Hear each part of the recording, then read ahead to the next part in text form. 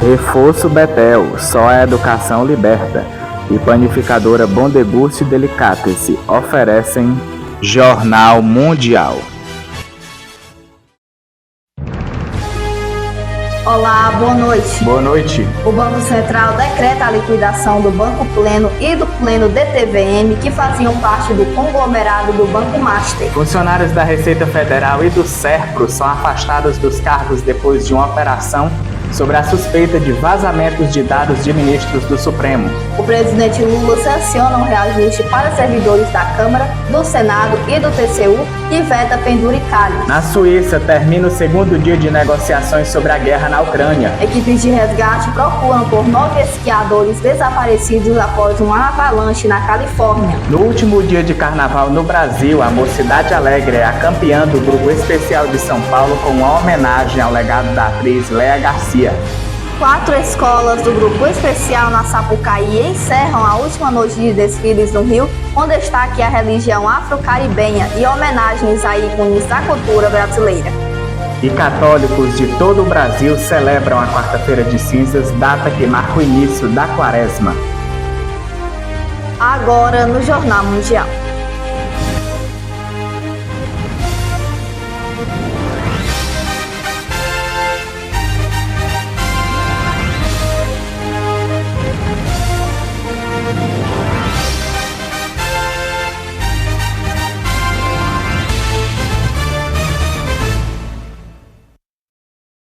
O Banco Central decretou a liquidação do Banco Pleno e a do Pleno DTVM. A medida foi tomada após uma piora financeira, descumprimento de normas e perda de liquidez. Com essas, já são 7 instituições ligadas ao Master que tiveram a liquidação decretada. A decisão do Banco Central veio após a constatação de que a instituição enfrentava sérios problemas de liquidez e descumprimento de normas regulatórias. A decisão afeta também a Pleno Distribuidora de Títulos e Valores Mobiliários, encerrando as atividades do banco que vinha apresentando dificuldades para honrar suas obrigações financeiras. Com a liquidação, o Fundo Garantidor de Créditos estimou que cerca de 160 mil credores tenham direito a receber 4,9 bilhões de reais em garantias elegíveis, referentes a depósitos e aplicações como conta corrente, poupança, CDB, LCI e LCA, conforme regras do fundo. Os pagamentos só poderão ser feitos depois que o liquidante nomeado pelo Banco Central concluir o levantamento dos credores e valores devidos, etapa necessária para validar a lista e iniciar a liberação dos recursos. O FGC cobre até R$ 250 mil por CPF ou CNPJ por instituição financeira, e os clientes devem se cadastrar no aplicativo do fundo para agilizar o processo de ressarcimento. A liquidação do Pleno eleva o impacto sobre o FGC, e já vinha arcando com resgates relacionados ao caso do Banco Master e outras instituições do mesmo grupo, e aumenta a atenção dos investidores sobre a necessidade de acompanhamento das etapas de pagamento e dos prazos definidos pela entidade. Nós procuramos o Banco Pleno para comentar o caso, mas não obtivemos retorno até o momento. A defesa da instituição também não se manifestou. A Polícia Federal, a mando do ministro Alexandre de Moraes, fez buscas em 3 estados ontem para investigar o suposto vazamento de dados sigilosos de ministros do Supremo e de familiares deles. O STF divulgou os nomes dos servidores suspeitos do ato. Eles foram afastados dos cargos. Agentes da Polícia Federal tentam descobrir se há motivação política ou financeira na quebra de sigilo de dados fiscais de ministros do Supremo Tribunal Federal e parentes no sistema da Receita Federal. Em operação determinada pelo ministro Alexandre de Moraes, a PF cumpriu 4 mandatos de busca e apreensão nesta terça nos estados de São Paulo, Rio de Janeiro e Bahia sobre o caso.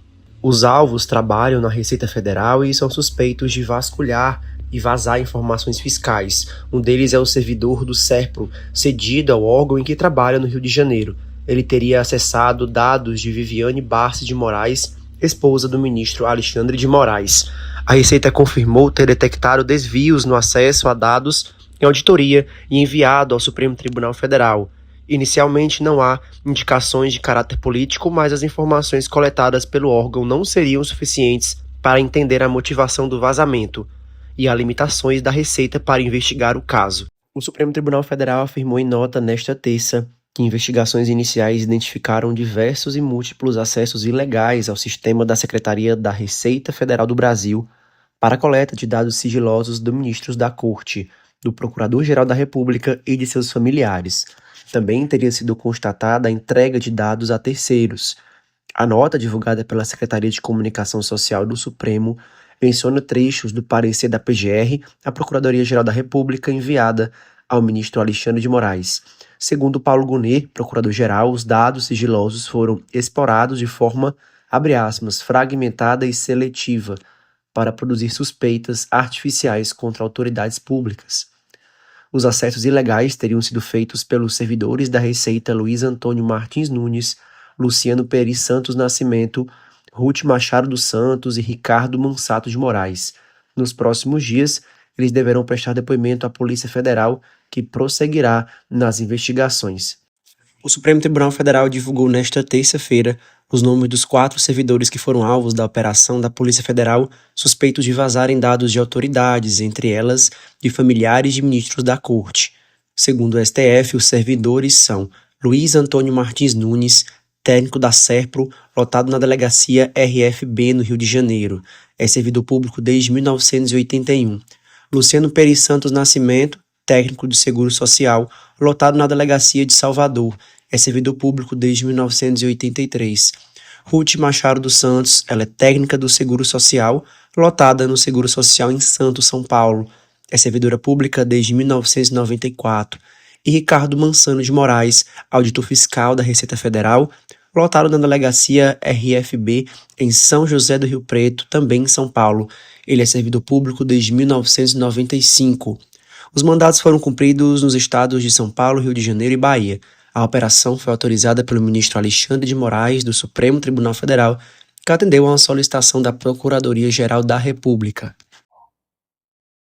Nós não conseguimos contato com os advogados dos 4 servidores alvos da operação de ontem.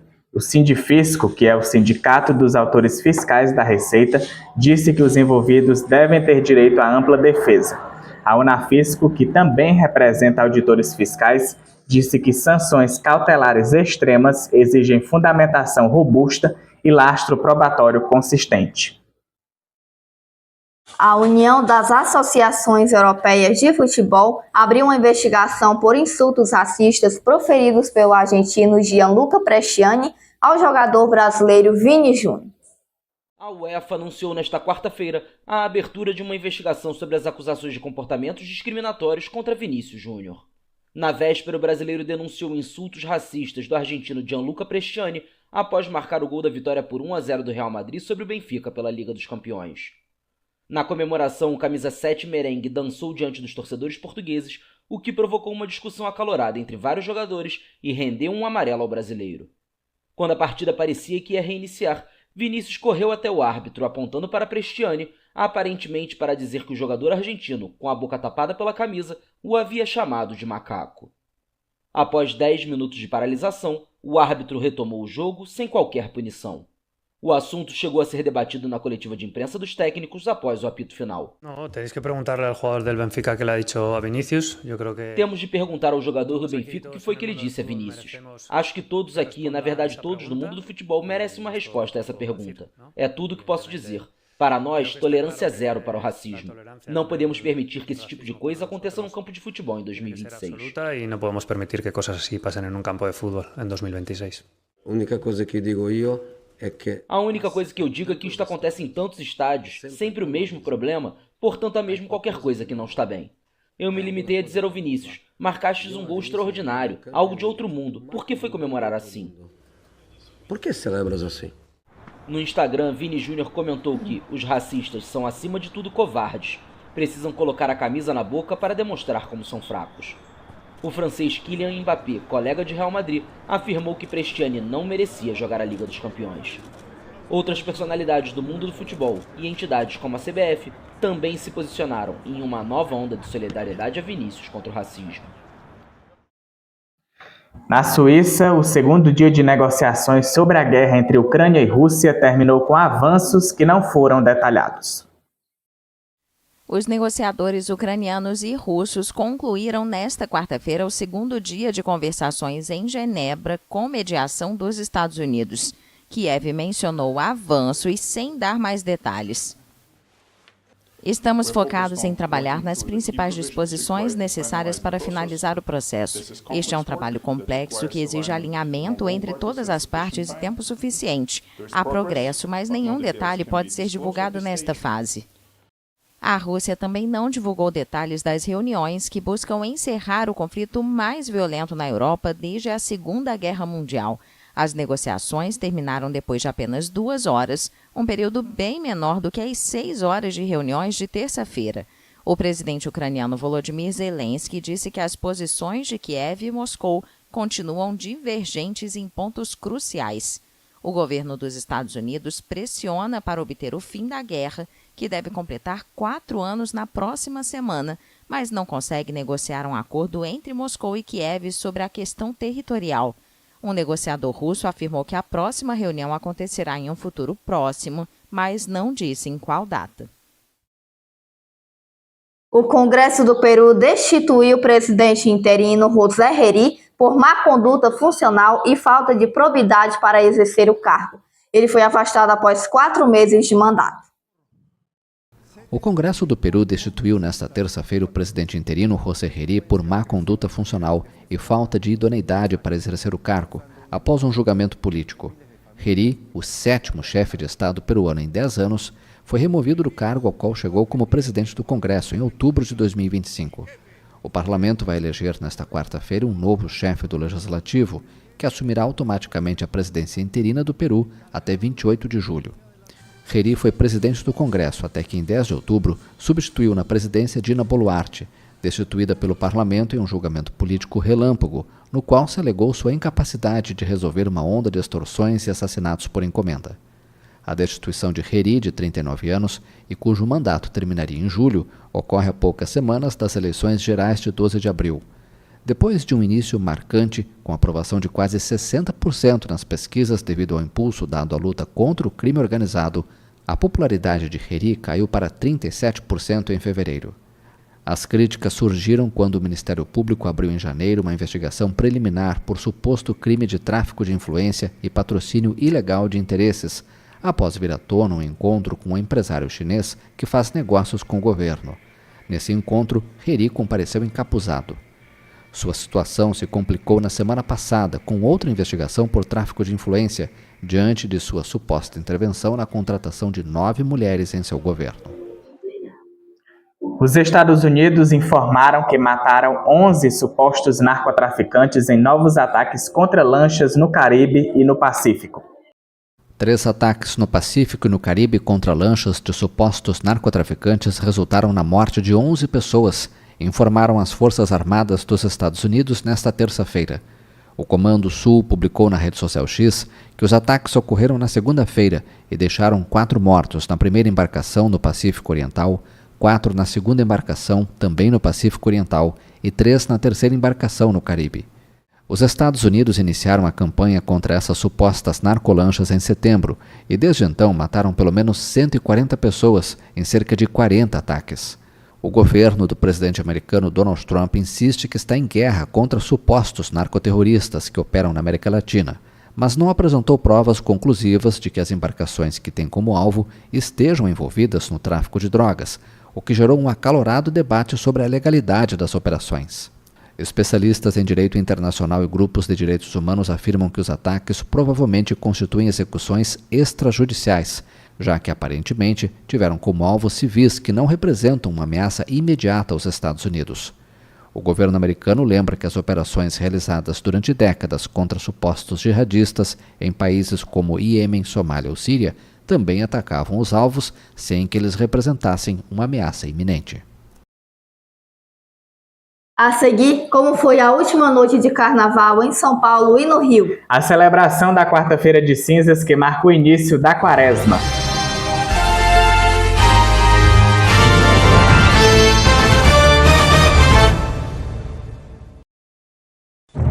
Jornal Mundial é patrocinado por Reforço Betel, só a educação liberta. Panificadora Bom Deguste Delicatessen, surpreenda-se com o sabor. E vereador Dinho do Frango, para fazer a diferença. De terça a quinta, as informações da tarde com Caio Teles, no Boa Tarde Mundo, às 13 horas. Sábado News, todo sábado de manhã com Eduardo Elau, às 9 horas da manhã.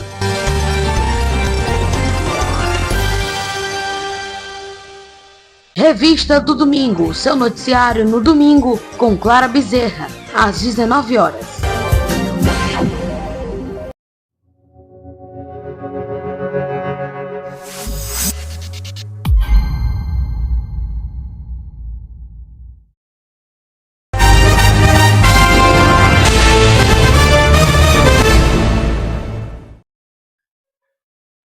A Justiça dos Estados Unidos adiou a segunda audiência do presidente deposto da Venezuela, Nicolás Maduro, atualmente preso em Nova York, de 17 para 26 de março, depois que a promotoria e a defesa concordaram com a mudança devido a problemas de planejamento e logística, segundo autoridades judiciais.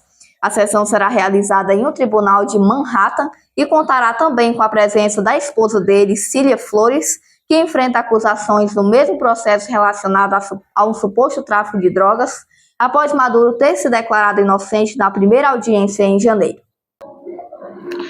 Uma forte avalanche atingiu um grupo de esquiadores em uma área de montanha próxima a Castle Peak, no norte da Califórnia, deixando 9 desaparecidos e 6 sobreviventes resgatados, em meio a uma operação de busca que envolve dezenas de socorristas em condições climáticas severas.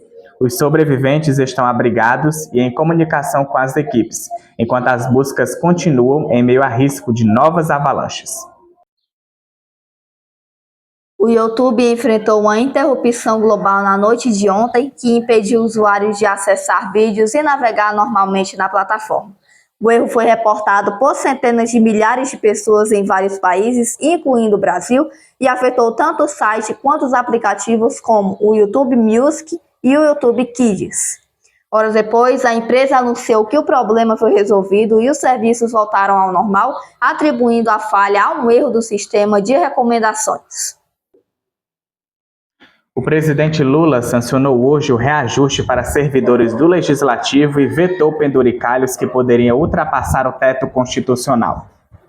O presidente Luiz Inácio Lula da Silva sancionou na terça-feira o reajuste para carreiras do Legislativo, Câmara e Senado, além do TCU, Tribunal de Contas da União, e vetou penduricalhos que poderiam ultrapassar o teto constitucional, fixado em cerca de R$ 46.300.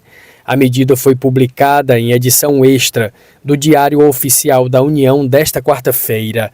As propostas aprovadas pelo Congresso Nacional estabelecem reajuste para o ano de 2026. Ainda foram sancionadas a substituição das atuais gratificações de desempenho pela gratificação de desempenho e alinhamento estratégica de natureza remuneratória e sujeita ao teto constitucional. O reconhecimento das 3 carreiras como de Estado no TCU, a ampliação do número de cargos, a elevação dos níveis de funções de confiança e a exigência de nível superior para todos os cargos. No entanto, Lula vetou dispositivos que previam escalonamento para aumentos nos anos de 2027, 2028 e 2029, pagamentos retroativos de despesas continuadas e a criação de licença compensatória de conversão em pecúnia, esses podendo ultrapassar o teto. Conforme o Planalto, os vetos aconteceram porque os reajustes contrariam a Lei de Responsabilidade Fiscal, que veda a criação de despesas obrigatórias nos 2 últimos quadrimestres do mandato, que se encerra em dezembro. No último dia de carnaval, a escola de samba Mocidade Alegre foi eleita a grande campeã do Grupo Especial de São Paulo. A escola superou a Gaviões da Fiel, que ficou como vice-campeonato com apenas 1/10 de diferença. A escola de samba Mocidade Alegre é a grande campeã do Carnaval de São Paulo em 2026. Em uma apuração acirrada, decidida por apenas 1/10 de diferença sobre a Gaviões da Fiel, a Morada do Samba faturou o título com 269,8 pontos. A escola levou à ANB uma emocionante homenagem à atriz Léa Garcia, destacando-se visualmente com o imponente carro de Iemanjá que utilizou 10 mil litros de água. Mesmo enfrentando problemas pontuais de evolução durante o desfile, a agremiação garantiu as notas máximas nos quesitos plásticos e de enredo para segurar o troféu. Enquanto a Mocidade celebra a vitória, as tradicionais Rosas de Ouro e Águia de Ouro ficaram nas últimas posições e foram rebaixadas para o grupo de acesso. No Rio de Janeiro, a última noite de desfiles do grupo especial na Marquês de Sapucaí foi marcada por tradição afro-caribenha, raízes do samba e homenagens a ícones da cultura brasileira. O terceiro e último dia de desfiles do Grupo Especial no Rio de Janeiro foi de muito brilho e animação na Marquês de Sapucaí. A Paraíso do Tuiuti foi a primeira a entrar na avenida com o enredo Lonã e Falocumi, destacando a religiosidade afro-caribenha, narrando a travessia histórica e espiritual do povo iorubá até Cuba e depois Brasil. O samba enredo, sucesso na voz do puxador Pichulé desde seu lançamento, teve como um de seus compositores o professor de história Luiz Antônio Simas, referência no carnaval carioca. Conta a história que a gente não aprende na escola e vale a pena, né? Esse enredo, por exemplo, você não vai aprender isso em livro escolar, entendeu? Então, é muito rico, é uma riqueza muito grande, cultural, um caudal cultural muito grande.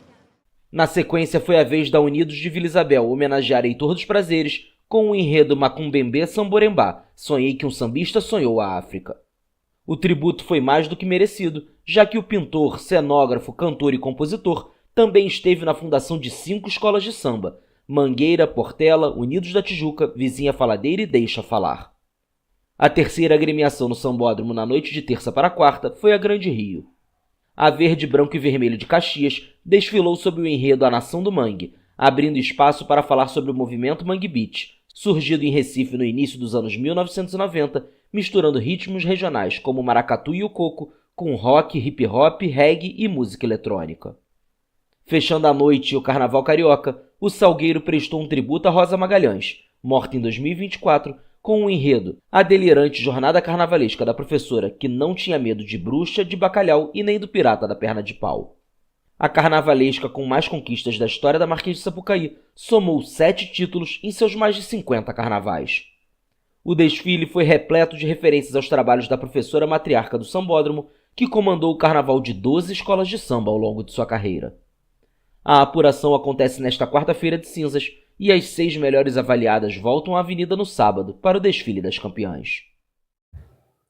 Hoje, igrejas católicas de todo o país ficaram cheias para as celebrações de quarta-feira de cinzas, data que marca o início da quaresma no calendário cristão. A tradição do rito das cinzas levou milhões de fiéis às paróquias logo nas primeiras horas do dia, simbolizando um tempo de reflexão, penitência e preparação para a Páscoa. Em capitais como São Paulo, Rio de Janeiro, Salvador e Brasília, as catedrais registraram grande movimentação, com missas ao longo de todo o dia para atender o público. Muitos fiéis participaram antes do trabalho, enquanto outros aproveitaram o período da tarde e da noite para receber as cinzas e acompanhar as celebrações. Além das grandes cidades, comunidades do interior também mantiveram a tradição, com celebrações simples, mas marcadas por forte participação popular. Em diversas religiões, líderes religiosos destacaram mensagens de fé, solidariedade e compromisso social durante os 40 dias da Quaresma. A quarta-feira de cinzas também reforça práticas como o jejum, a oração e a caridade.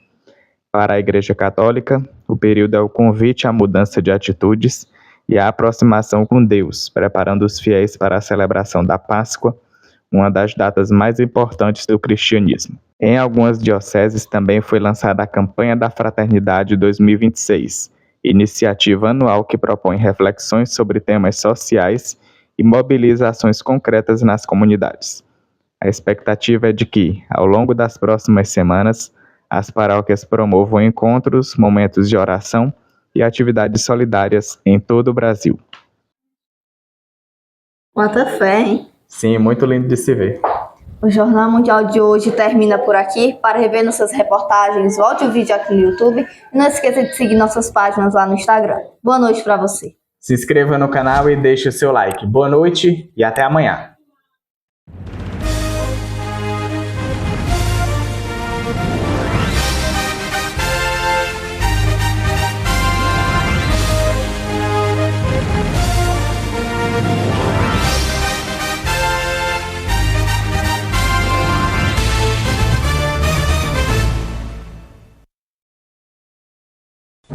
Jornal Mundial é patrocinado por Reforço Betel, só a educação liberta.